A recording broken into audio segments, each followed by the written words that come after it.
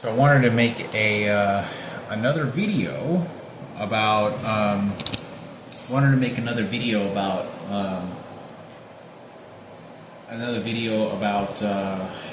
some, the more details about the rape that happened with Frankie. That okay, I talked about Chito, my uncle Chito, who painted the face on the billboard. It was like a billboard. You could walk 60 yards and you could see it down from the alley, because from my house down like 5 houses and 5 houses the other side, there was no wooden fences. They were all metals. You could see, and we had the biggest backyards. They were real long, and so you could see everything that was going on in the backyards, everything. And everyone usually kept their backyards squeaky clean, other than having one dog house and garden hose. I mean, there was never junk at all. If any, it would be at our house, but it wasn't very junky. But when I talked about that, my uncle, I'm 100% on this, because I remember looking at my Uncle Chito and I said, because there was no reason in the conversation for him to turn around and look directly at Miguel's house, and he goes, "Oh, huh?" And then he kind of squats back down and he's painting, but he's not focusing toward me, because we were talking about something else. Or there was nothing. Like, I just turn around and look to see what he's doing, and he's painting a face. And I think he did that to give a warning, to say, stay away. I was 6 to 7, not older than 7 years old. 6 to 7, not older than I couldn't have been even 7. There's no way. I was about 6 years old, because 5 to 6 years old. And I think it's important for me to say this, because there's no way none of the neighbors, and if everybody knew about this, there is a face of a child that looked like me on the back of a doghouse for everybody to see. What makes this is that for the next 10 years, Frankie continues getting raped. There's no police. There's nothing that shows up other than people just looking out the window and say, "Oh, don't worry, I'm keeping an eye." And, but as far as I have anything to say with this, you don't have to believe me if you don't want to. I put this on Frankie being anally raped and pork roasted in Mexico, including me falling on my knees and having to give oral sex as a kid, watching Frankie get fucked repeatedly as a child, that he's just bouncing on this guy's dick. And, we made Ken Cooper or Sarah Cooper heroes and angels and, soul owners for President Barack Obama and George Bush and his family, his kids. Before we go down, it's victory for them. Couldn't put this more on this. You don't have to believe me if you don't want to. There were several occasions. I remember this very clearly. I tried waving at this police officer, his cop car, to say, like, hello, like, because when I was a kid, these people didn't know that I wasn't the one that got raped. It was my brother. But they thought it was me that got touched and molested. And I saw this fire department. It wasn't a police officer. It was like a police officer looking car, but it was like the fire department. And I made it clear to wave at this guy, and this guy, like, would keep his head down, and I could tell from the distance that he could see me. And every time three, four separate occasions, this guy would blast in running into his house and ignore me. There is a fucking fire department cop car right there. And I'm waving at him. This is not like asking for help. This is like, "Oh, hey, you're a police officer. Oh, hey, how's it going? You're just a neighbor, motherfucker." Well, you don't have to believe me, and that's what I'm saying. This guy ignored me and blasted into the house. Within 4 years of that, I'd say 4 to 5 years is when I started hanging around. I'm about 10 to 11 years old. and I start hanging out with. I would say I was about 7 years old. I was about 7 years old because it was a few years after the doghouse. I was about 7 to maybe 8 years old. I was 12 years old when I started hanging around Jason Beckwith. This is when this guy started asking me about Michael Jackson. I didn't know, never went to this guy's house. The guy name's Larry. When I went riding my bike, they're the ones that drew in Richard Nicholson and Jason Beckwith. When we went there, this guy, they keep shooting me violently on my two fingers right here. Real violently, the nails. They keep violently shooting me to make sure I worship their God in a way. But I want to say that I'm not kidding you. When I went to that house, that guy did not make face contact and was just ignoring me, but they were asking me about Michael Jackson. I swear to God, I'm not lying to you. I promise, on Frankie being raped, when I watched him in the fucking room, they're asking me about Michael Jackson. I see the guy come, old man, white guy, and goes into his fucking house and doesn't make eye contact. The second this guy asked me about Michael Jackson, the guy fucking mysteriously, like he's standing behind the fucking door, like for who knows, or he had cameras outside, opens the fucking door to look at Larry, and the guy just looks at him as he's standing on the BMX bike as he's talking to me because I'm a kid, and he looks at me and goes, and just like sparks up a cigarette. This is what's going on, and this is how they're going to make this corrupted police officer, fire department. Now, look, I understand. This guy's no longer alive. This guy's dead. Because within 6 months to less than a year, we didn't go back over there. There was no grudge because there wasn't conflict or anything. And Jason happened to tell me, he goes, "Hey, you know that guy that he got colon cancer. He's terminally ill. They gave him 6 months to live. This guy died of terminal colon cancer, and." I don't know. To my understanding, it was terminal cancer. But I'm going to say, I'm going to say, if I can remember correctly, you could look up the medical information, who owned the house, who lived there, who the guy was. But he ended up getting that. So I thought it was important for me to at least say something. You got that right there. You got Miguel. What more of a toxic environment could you put children in? So innocently, not only is the fire department punking out Frankie in front of Mickey's house and training him, saying, "No, it's okay.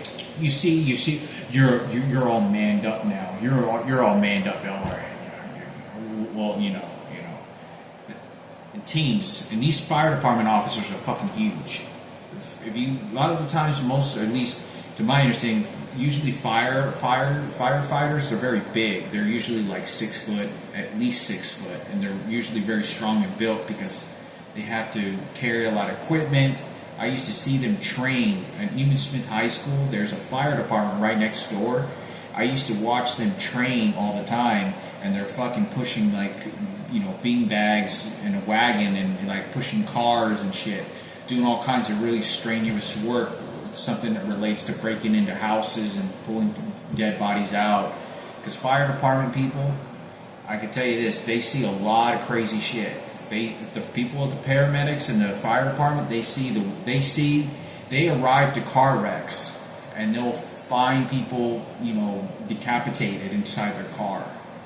People's brains all over the windshield. And it's the paramedics and the fire department that has to use like the jaws of life. The big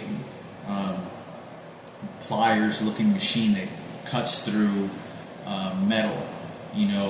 They find infant babies and children smashed inside a car, and they have to use their fire truck for some reason, or use it for water. To burn victims. That's what they do. That becomes, that's a whole nother story, but. The idea that this is happening to Frankie and this continues to happen. That billboard, that face, tells everybody in those houses. I mean, it's in front of everybody. The face is in the backyard. Ask Lupe, ask Johnny, ask all the neighbors. Look at the family pictures that we have. We have, I think, some VHS videotapes of my birthday in the backyard hitting a piñata, you'll see the house. It's orange and yellow. But I don't know if there's a picture on the other side of the back, but that's the doghouse. Look where it's positioned and where all the houses are. You can see that house from all over the place. So I think it's important for me to talk about, because this kind of brings some more stress onto me. It's more not stress but strenuous to think to myself, okay, if nobody's engaging in questions, don't you think that putting my face on a fucking doghouse, everybody knows it's a doghouse. There's 2 dogs in the backyard.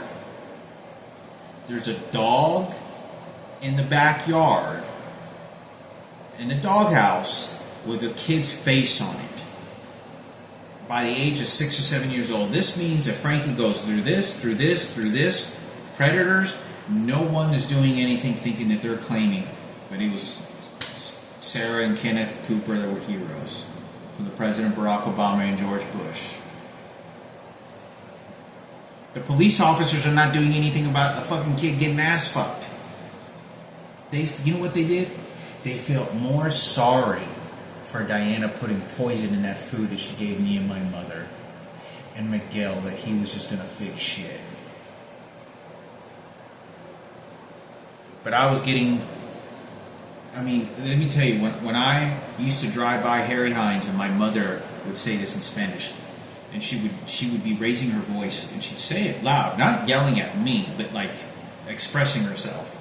And she said, mira esos gente, mira que tienen sus perros allí, mira, tienen sus perros allí, ese cuesta mucho, esos son todos ricos, esos ricos son muy stingy, esos ricos. Tienen dinero para tirar su perro allí, pero mira toda la gente que están tirados en las calles, mira, allí tienen su perro con un foto y todo bien bonito, mira todo que están tirados ahí en la fromba, mira, ¿en está tu dinero? Mira, ahí está cagando los cabrones que tienen todo el chingado dinero que tienen. ¿Qué estás haciendo? Mira qué está haciendo. My mother would be saying that, and then she got real teary and started crying whenever we were in the car. And I kept on asking her why. We're talking about Pet Cemetery. Miranda, Madison's angel. Yeah. We got it right this time, yeah. For the White House, President Barack Obama, yeah. And psychology this time too. But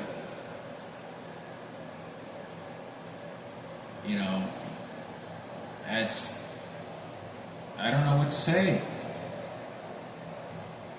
God damn, it makes me think more of myself how much I was Frankie's doghouse. I was fucking Frankie's doghouse. Straight up, I couldn't fucking tell you. I'm risking my life, and some of these cases got raped, and I'm the only one who's able to pull sense out of this to go get help. 2 people are dead. My grandpa has a stroke within 6 months. My grandpa kills himself. Bill shoots himself in the head with a gun, to my understanding. I don't remember what that death was. Bill at Ed's Joint in the middle of old downtown Carrollton, Texas, where my dad used to go to VFW. My brother gets raped at the Veterans Club, at the Veterans Bar, inside the fucking Veterans Bar. I don't think this guy was a veteran, but he worked there. He was a guy that I think he worked there. He could have not been, but to my understanding, I talked about it, there was a sheet, and there was like all this clutter, like they were doing some sort of remodeling, shit. Like there was like a few buckets of like stuff you would do, sort of painting, like home remodeling, dream makeovers, house type shit. When I chase this guy all around the house at Leach's house, and this guy, I don't think he didn't want to do anything, because this guy was so pissed off because I was not letting him go fuck my brother Frankie. And I talked about when that guy squatted and I looked over at this guy, he was like training Frankie, and he was squatting down and he was like, oh yeah. And you know how like when you can tell somebody was not really correlating to what they're actually doing with their language, and it seems like they're just trying to make you think that that's what they're trying to do, but they're not. They're actually trying to do something else and deter your attention, just hoping that you'll focus and go somewhere else. That's exactly what he was doing, because his behavior was erratical, and I knew it was. I knew that it was, because then I looked over at Frankie, and he was like that, and I could just see the, you know, like he was scared. Like he was scared, like, you know, I walk in, you know, and it fucking sucks, you know. The one time that I saw Frankie, probably, you know, I remember this very well. I talk about I was with my uncle, and Frankie was scared. And I remember looking at Frankie, and I was there in this, like, hut, in this little fucking cabin. And it was this guy that raped Frankie. And this is like 3 years later. 3 years later. We walk in there, and Frankie looks at him, and his eyes start to get real red, and he just gets scared, like he's just waiting. This guy's gonna pull down, he's gonna fuck him right in the ass, give him a Sarah Cooper, you know, let her know that she's an angel now for Madison and Kenneth, and, you know, for the whites, you know, for presidents, you know. But I remember him, like, he started like crying, like he was just standing there, and the guy just looked over at him. And it was so fucked up, because this guy grabbed, I talked about somebody, when he grabbed the puppy, he made sure that we couldn't see, and he was on this like table, and as soon as it thundered, he goes like this, and I saw that the little puppy was probably 1 month old, like a month old, like it was chubby, it was like a chubby puppy, it was like no more than a month old, and the dog just goes like this. The teeth of the dog does not have that strong of ability to make an incision on a guy like the, because when he did this, he had some sort of knife, like blade on him or something, and he cut himself. And oh, look, and what I think he did is he stabbed the dog and then cut himself at the same time to whatever reason. The dog, and he grips the dog, and he goes and he hits the dog. Get out of here. He goes, yeah, mira, el perro me mordió, yeah.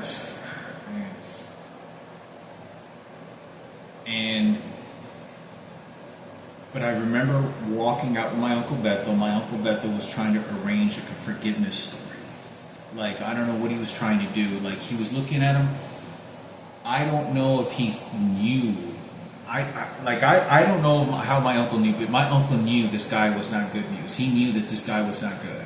And he was trying to regulate. He did look like he was trying to regulate this guy, like he was. But Beto didn't know that he actually did rape him, unless somebody told him. When we go 20-minute drive, just on a single straight road on like a farm, we get to the house, and I talked about Frankie was like, his eyes were really red and teary in the car, and I remember it was like, it just started raining like rocks against the windshield, pounding against the windshield, and we're in his van. We get to the house, and my mother is in the kitchen, and she's just like this, and there's this lady. It's so confusing to me. You know what? I was getting this huge hunch. What I kind of think to myself,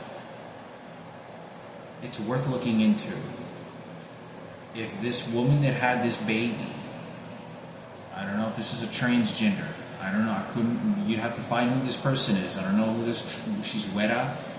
I talked about this in my other video. Whether she had this baby, and she's the one that helped organize Frankie getting raped.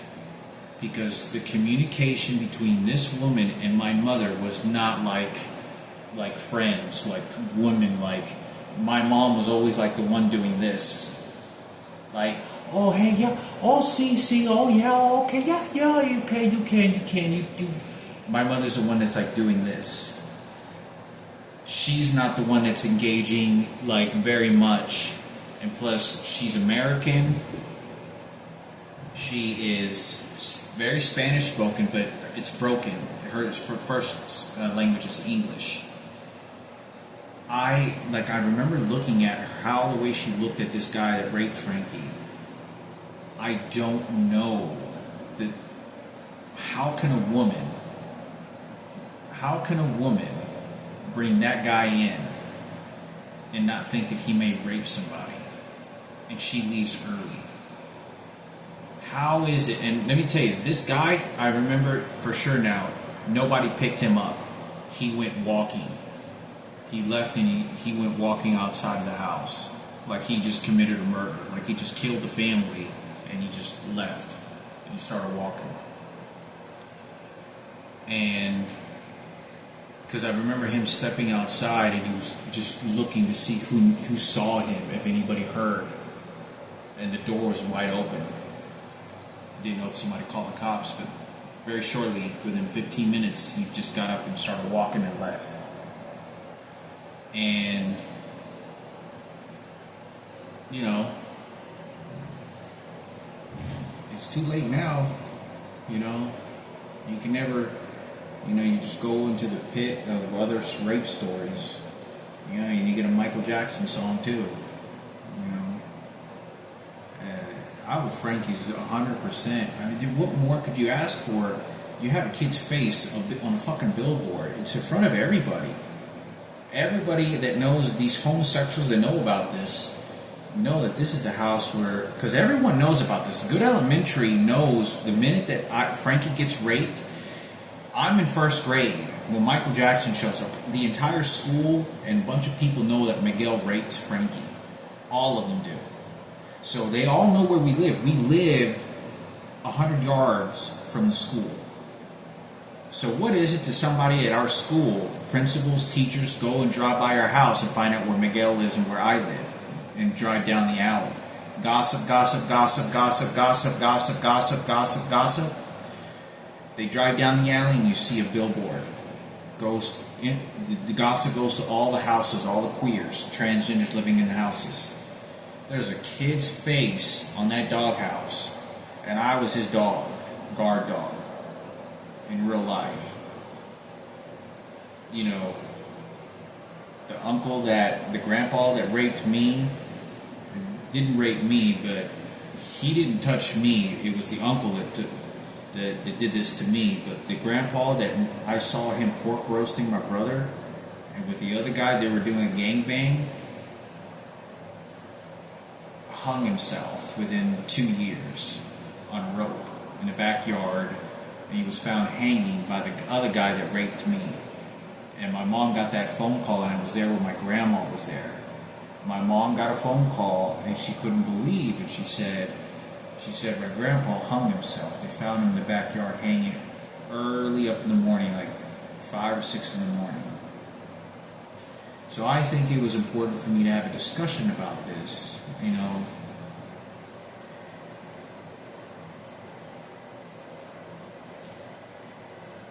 You know, I can't do anything about it, you know. It sucks. It makes me feel pain for Frankie, you know.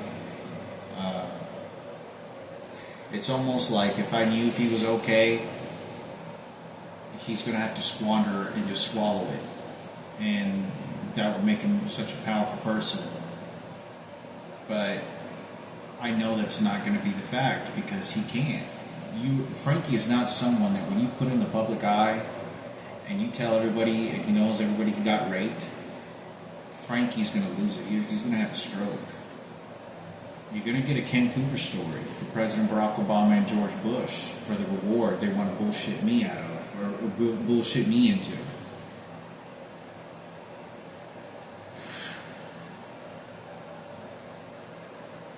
Because every time he swallows that, you're just giving it right over to them all over again. And you squander me. And you squander my mother. And you squander Julie. 10 fully grown men. And it bothers me. When I talk about these stories, it bothers me a lot because, you know, it's easy for me to make myself more of a hero than it is, but that's exactly what I was doing. That was exactly what I was doing around him. I was very protective of him, like nosy. What's going on with you? Hey, like like constant. I used to go to walk into Frankie's room, knock on his door. Hey, what are you doing? What's going on? I was just checking, just see what you're doing. I don't know what's going on. Walking home from school.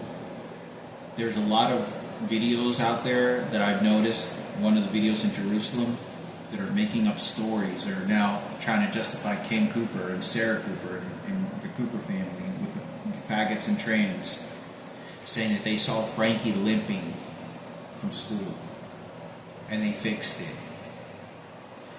Frankie continued to get raped. At VFW, he's about 13 years old. Because I remember I had like a soccer game. I had like a soccer game, and I stopped playing soccer when I was like 11 years old. I had played soccer for about 6 years. And Frankie was 4 years older than me.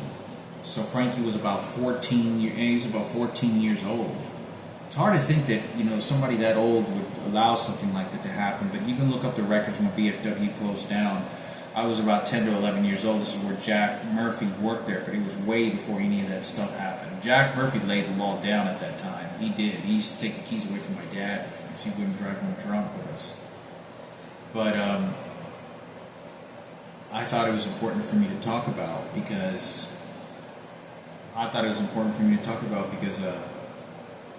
they're saying this in Jerusalem where they're doing their interviews, and I watched this video, and they're like, oh yeah, I saw a sheep and it was very nice, somebody came and fixed it. They're heroes again, weren't they? Is that what was going on? You're just looking out the window, oh yeah, I'm just keeping an eye on that kid, I saved him again, now I'm going to tell everybody I saved her in the story. But I didn't think about it, that's a lot of death. You got my grandpa, you got Uncle Robert who molested and raped me, you got the guy that molested and raped me, along with Frankie in Mexico. Those guys, that guy died of throat cancer, about 7 years ago, but, the guys that raped Frankie, and those are 2 deaths on me. Uncle Robert, he committed suicide, or I don't even seriously died, or still just unknown, but he didn't go to prison. I don't know what the story is, but to my understanding, he killed himself or some fucked up shit.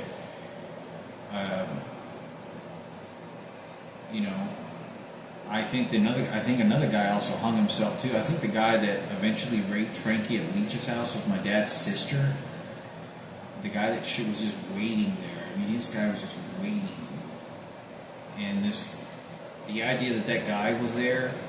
I think that guy eventually maybe got busted or word got around because Leacha was too paranoid. She was just too shaky and paranoid I knew that type of character. They're infatuated with this picture-fitted furniture and lifestyle that then gives you that legacy credibility that you think you want. It's like somebody that has a piano inside their living room and they never played it. And therefore they want to be credited as their musicians and musical people, and they're not. But I think it's important for me to talk about because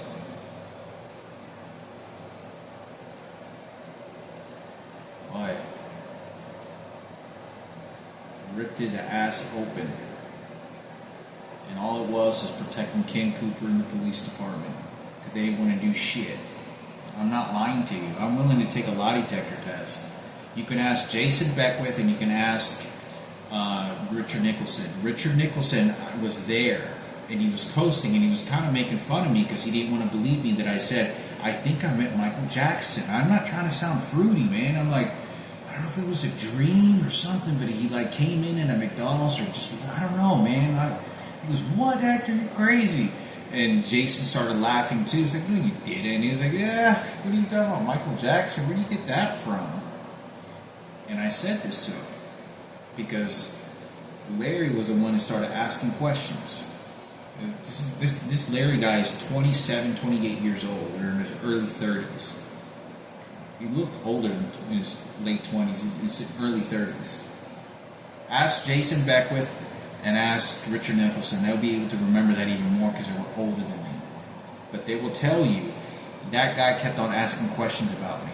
And now they're going to transform this and say, oh, they were asking questions, they were protecting us for the police department, you know, doing our little investigation, making sure they're locking up the criminals.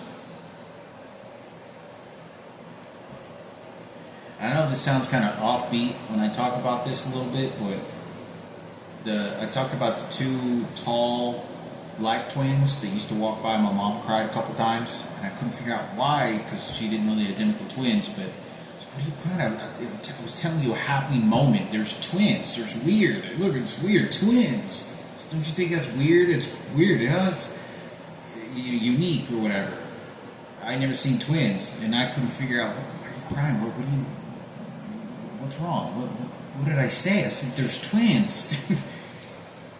But this is going to be offbeat when I'm talking about that house. I want to say that lady got laid off, and there was a lot of commotion because there was people in that house. There was a few black people in that house that knew this guy. I don't know how gossip got to that house, but it did. And I remember there was that lady there. She was real tall, like she looked very fit. You know, the family was tall, like all the kids were tall. Like you could tell they were just sort of like gigantic, you know, tall people, family. And she ends up, I want to say that she ended up laid off, but I want to say she could have gotten laid off or fired, or she was told to keep quiet. Because the gays and the transgenders were so violently protectable of Miguel, because Michael Jackson not only was the black movement, but he is the movement of all existence. He is the eyes of the United States. That is how the president and all publicity power gets messaged out to everyone else. When you affect homosexuals about their leader and their God, you're literally killing Jesus. You're slitting Jesus' throat open in front of everybody. That's exactly what you're doing to those people when you ruin Michael Jackson's. Oh my God, nobody can find out about the rapes that can happen. This is Michael Jackson. We're just gonna put him in his place. You can't let this get out, because then all the straights are gonna want to go against the gays, and there's gonna be wars, and they're just gonna stay safe. But it's all being shot right over at our house. It's too late. You know, it's too late. God, do I hope Frankie's okay. He can swallow it, you know. But I know it's... I'm telling you, I know Frankie. I'm telling you. Frankie, you put him in front of celebrities, and after they find out he got raped, you put him in front of a lot of people. Frankie doesn't want people to know. Frankie would be ruined. Like, the reason I can relate this, a perfect example, is like whenever we had a conversation when my dad died, and Frankie started crying, and he had a deep cry. He had a cry like, you don't know what I went through. You don't like he didn't say that, but it was like you don't know what I went through. You don't know what I went through. Like, he wasn't saying like you don't know what he's telling me, but he was like saying something like, he wasn't like directing it at me, but I could tell him he was like saying to God, or saying to the universe, or saying to just the universe, like, you don't know what I went through. And he knows he's not directing it at me, you know, like, you don't know what I went through, you know. But when he broke down, it was very much like that, like this deep of like all the things that happened to me, like, and he was just like crying. But you're gonna get a laughter out of Barack Obama and George Bush and his kids, you know, for Kenneth and Madison and, you know, Sarah. That's why you keep doing this. Psychology. It's never gonna change. You're gonna get a deputy story. You're gonna get a deputy story, a good white story. But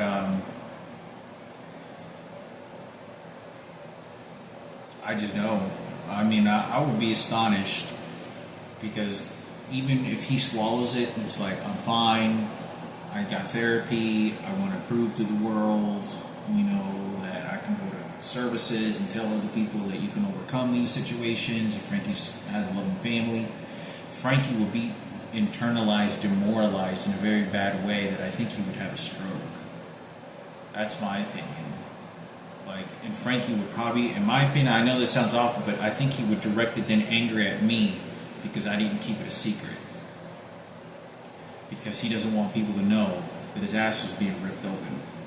Because remember, Ken Cooper and Sarah Cooper pretended like they didn't know when they fucking knew, and the president wants to cover it up with, and they're gonna keep there. This is genius. This is IQ levels. This is Christopher Langan. This is genius levels to cover this fucking shit up. The jailhouse is right over there.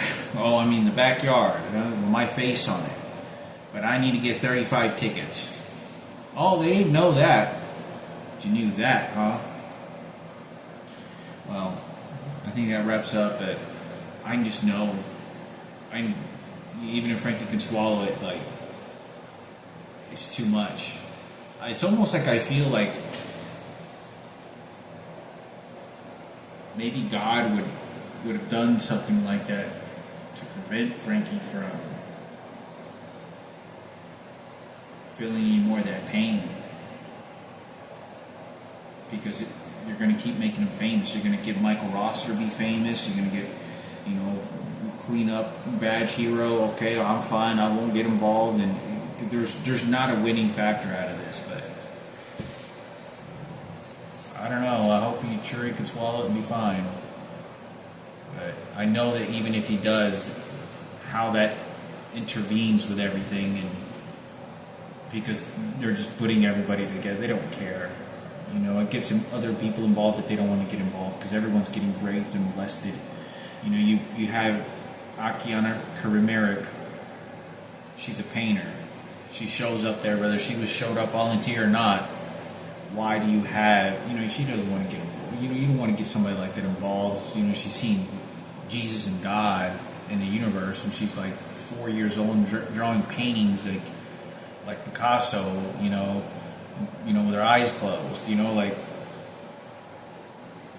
started seeing all these rape shit, and they had nothing to do with it.